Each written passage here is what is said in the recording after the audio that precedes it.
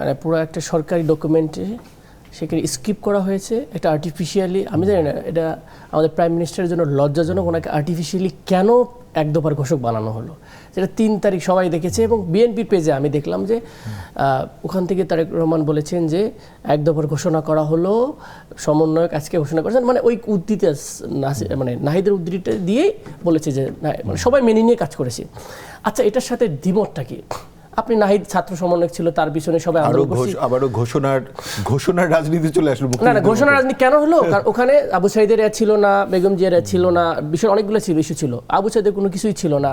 দেখানো হয়েছে যে নাহিদ নাই, বৈষম্য বিরোধী আন্দোলনের ব্যানারটাও নাই। ভাই একটা জিনিস জাস্ট ঘটে গিয়েছে। ঘোষণায় নাহিদও প্রথম দেয়নি 3 তারিখ না, একদম আপনি আনু মোহাম্মদ স্যার আপনি ওইসব ওইগুলো না, বিষয়টা ফর্মালি কার আন্ডারে জিনিসটা ঘটেছে, বিষয়টা হলো বলেন এটাকে সবাই তো অ্যাকনোলেজ করেছে, তাই না? আমি বলি আবারও সেই না আপনি এটাকে জাস্টিফাই করতে পারেন একটা হিস্ট্রিকে। আমি কোনো জাস্টিফাই করছি না, আমি বলছি যে আবারও সেম, মানে এখানে আগে তো মুক্তিযুদ্ধ ঘোষকের 2টা পক্ষ ছিল, এখন মনে হয় 3টা পক্ষ বা 4টা পক্ষ হয়ে যাবে। এটা এরকম আমি শেষ করি তাহলে। আচ্ছা, তাহলে কেন তাহলে এই জিনিসটা করা হলো? এটা একটা আমি বলতেছি না এটা যে তারেক রহমান চেয়েছেন, তাহলে অনেকে হয়তো তাকে আর্টিফিশিয়ালি বানানোর চেষ্টা করতেছেন, তারা রং কাজ করতেছেন। হিস্ট্রি মিটফিট করা যায় না তো। ওনার অবদানটা ওনাদেরকে বলেন, বিএনপির অবদান বিএনপিকে বলেন। এই জিনিসটা তাহলে একটা রাষ্ট্রীয় প্রোগ্রামে হলো, তাহলে সেখানে কি হাবিব ভাই ধরেন আপনি সবকিছু না জানায় কি প্রদর্শন করতে পারেন? মানে এটা কি হয়? যদি আতিক মুজাহিদ বলছেন যে হয়তো বা উনি জানেন না এটা হয়েছে, মানে আমার কাছে আছে যে কেন একটা জিনিস আর্টিফিশিয়ালি লাগানো হবে?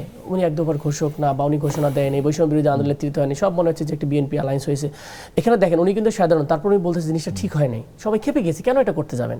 সবাই আমরা তো আসছি এখানে, তো কেউ দলের গানে, এবং জুলাই যোদ্ধারা কেউ দলের না, কেউ দল দাবি করে না, কিন্তু আমাদের এনসিপিতে সবাই আসে, আমরা সবার সাথে, আমরা ছাত্র দল।